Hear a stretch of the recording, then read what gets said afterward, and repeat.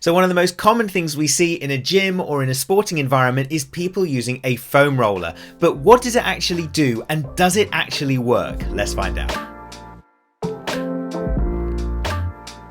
Hey guys, Khalid here. Welcome back to Clinical Physio. So there's so many suggestions that fly around about foam rollers, like they're amazing massage tools or they break down scar tissue. Are these things actually true, or are they just advertising myths to get you to buy foam rollers? Stick around to find out the evidence, and at the end of this video I'll give you my personal take on whether we should be using them or not in practice. So let's look at a couple of pieces of research, starting with perhaps the most important one from Vivelhover et al. In 2019, because it's the highest quality of evidence as a systematic review and meta-analysis. And so this group looked at the effects of foam rolling in pre-rolling as a warm-up strategy and post-rolling as a recovery tool. So the authors looked at 21 different articles in their review, 14 of which focused on pre-rolling as a warm-up tool, and 7 of which looked at post-rolling as a recovery tool. So for pre-rolling, the authors suggested that foam rolling had a small improvement on sprint and flexibility performance, but that it had a negligible effect on jump and strength performance. Post-rolling as a recovery tool, they highlighted that some athletes described reduced muscle pain perception, suggesting that therefore some athletes felt it wasn't so painful after using foam rolling in their recovery. So effectively, Vivelhofer et al. Highlighted that the effects of foam rolling were not that spectacular.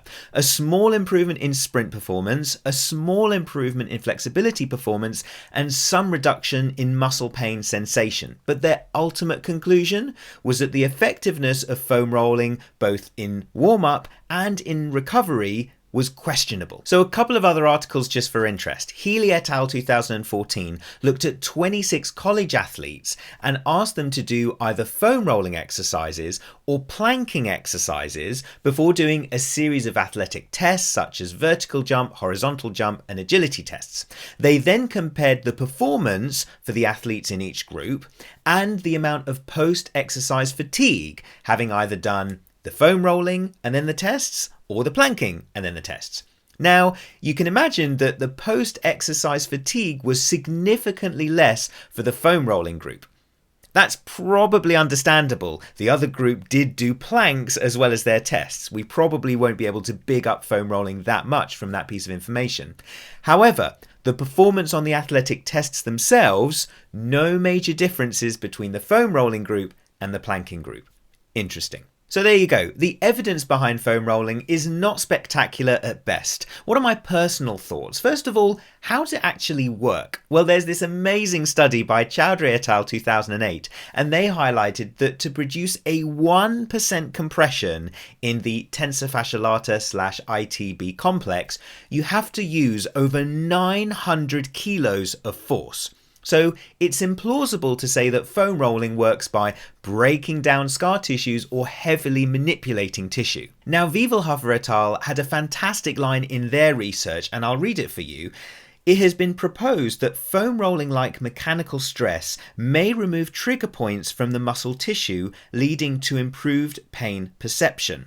But they did go on to suggest that that theory is quite speculative, because as a profession within physiotherapy, we're not entirely convinced by trigger pointing either. So my personal opinion on foam rolling is similar to what we've seen with stretching and kinesio tape in the past.